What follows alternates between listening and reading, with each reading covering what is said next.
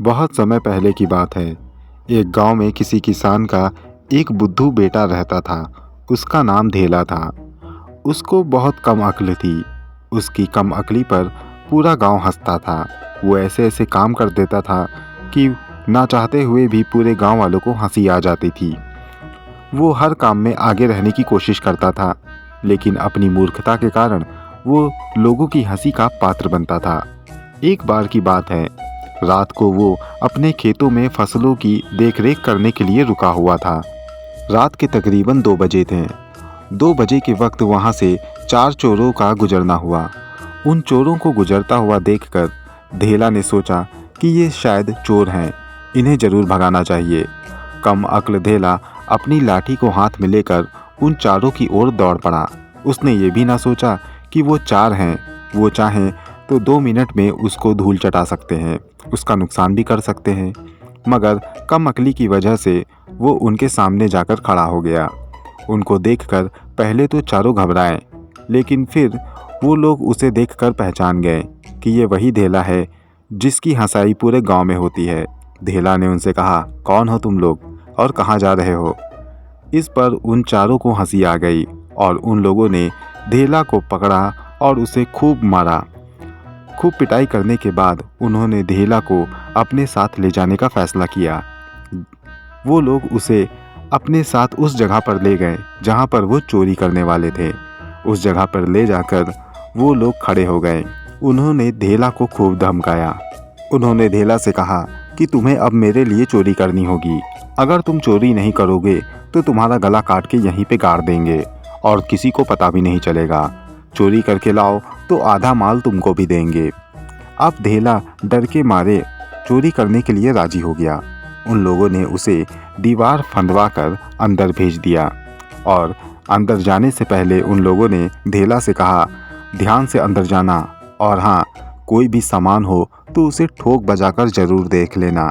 कीमती हो तो लेते आना, हम तुम्हारा यहीं इंतज़ार कर रहे हैं। वो चारों बाहर ही रुककर धेला का इंतज़ार करने लगे। उन चारों ने सोचा था कि अगर धेला पकड़ा भी गया तो सब उसे पीटेंगे और फिर गांव के हवाले कर देंगे। वो चारों ऐसी सूरत में बच जाएंगे। यही सोचकर वो धेला को अपने साथ लाए थे। बेचारा धेला अपनी कम अक्ली की वजह से उन चोरों का शिकार हो गया था। अब ना चाहते हुए भी वो उस घर की एक कोठरी में घुस गया। वहाँ पर काफ़ी अंधेरा था। उसने अंधों की तरह इधर उधर सामान टटोला। उसे कुछ एहसास हुआ। उसने देखा कि वहाँ पर ढोल और नगाड़े रखे हुए थे। उसे चोरों की बात याद आई। चोरों ने कहा था, कोई भी सामान ठोक बजाकर देख लेना। बस धेला ने उन ढोल और नगाड़ों को ज़ोर ज़ोर से पीटना शुरू कर दिया। उसके ऐसा करते ही बाहर खड़े सारे चोर घबरा गए। वो लोग अपनी जान बचाकर वहाँ से भाग गए, मगर धेला यहाँ पर उन ढोल और नगाड़ों को पीटता रहा।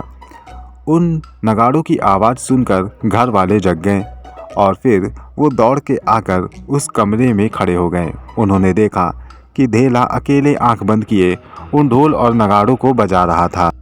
उन लोगों ने धेला की खूब कुटाई की और कुटाई करने के बाद उसे उसके गांव पर छोड़ दिया। अब उसकी कुटाई इतनी ज़्यादा हो चुकी थी कि वो 2 महीने तक चारपाई से हिल भी न पाया। 2 महीने के बाद वो चलने फिरने के लायक हो गया। उसने फिर से खेतों में काम करना शुरू कर दिया और रात को फिर अपने खेतों में रुकने लगा। एक दिन उसे वही चोर दोबारा दिखाई दिए। उन चोरों ने धेला को वहाँ पे सोता देखा तो उसे चारों ओर से घेर लिया। उसे जगाकर वो उसे फिर धमकाने लगे। उन चोरों ने उनसे कहा कि पिछली बार तूने जो हरकत की थी वो ना माफ़ करने लायक है, लेकिन जा, तुझे एक बार माफ़ करते हैं। उसकी सज़ा में तू मेरे साथ दोबारा चलेगा और जहाँ चोरी करने जा रहे हैं वहाँ पर चलकर सामान चुराकर हमें देगा। धेला जाना नहीं चाहता था, लेकिन डर के मारे उसे उन चोरों के साथ जाना पड़ा। वो चोर इस बार धेला को फिर ले गए।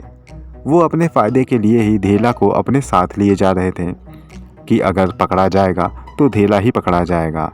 धेला उन लोगों का मुंह नहीं देख पा रहा था क्योंकि उन लोगों ने नकाब पहन रखा था। वो लोग धेला को पकड़कर उस जगह पर ले गए जहाँ पर वो चोरी करना चाहते थे।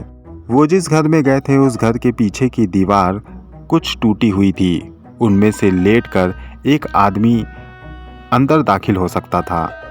उन लोगों ने धेला को अंदर दाखिल करवाया और उससे कहने लगे, पिछली बार की तरह बेवकूफ़ी मत करना, कोई भी सामान लाना और यहीं से हमें पकड़ा देना। धेला डर के मारे अंदर चला गया। अंदर जाकर वो एक एक कोठरी की तलाश करने लगा। एक कोठरी में उसे एक बहुत बड़ी संदूक मिली। उसे ऐसा लगा कि शायद इस संदूक में बहुत ज़्यादा रुपया और माल होगा। उसका शक सही निकला। उसमें बहुत ज़्यादा सोना चांदी और पैसे थे। उसने किसी तरह उस बक्से को उठाया जो बहुत ज़्यादा भारी था। उसे उठाकर धीरे धीरे वो छुपता छुपाता हुआ कोठरी के बाहर ले आया और फिर वो उसी दीवार के पास आ गया जहाँ से वो अंदर आया था। उस दीवार के सुराख से वो उस बक्से को डालकर उन चोरों को पकड़ाने लगा।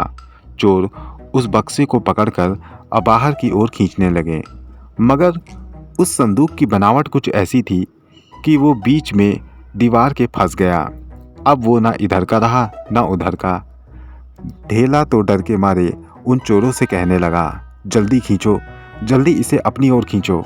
उन चोरों ने कहा, तुम जोर लगाओ, हम खींच रहे हैं। धेला डर रहा था। उसे डर था कि पिछली बार की तरह वो दोबारा मार ना खा जाए। वो डर के मारे इतनी तेज बोलने लगा कि घर के सभी लोगों की आंखें खुल गईं। सभी लोग जब बाहर निकलकर देखने लगे तो उन्होंने पाया कि दीवार के पास खड़ा हुआ धेला किसी को जल्दी खींचो कह रहा था। घर वालों को शक हुआ। वो चुपचाप बाहर की ओर झांकने लगे। बाहर उन्होंने चारों चोरों को देखा। फिर उन लोगों ने चुपचाप लाठियां उठाई और उन चोरों को बड़ी चालाकी से चारों ओर से घेर लिया और फिर उन चारों चोरों की कुटाई कर दी। साथ में धेला की भी कुटाई हुई। धेला इस बार अपनी मूर्खता के कारण पकड़ा तो गया, लेकिन उसकी मूर्खता के कारण चोर भी पकड़ लिए गए। उन लोगों ने धेला को पहचान लिया। वो जान गए कि ज़रूर चोर इस धेला को यहाँ पर डरवा कर लाए होंगे, क्योंकि वो लोग धेला को अच्छे से जानते थे। इसलिए उन्होंने धेला को पुलिस के हवाले नहीं किया, उसे सुरक्षित उसके गांव पहुंचा दिया।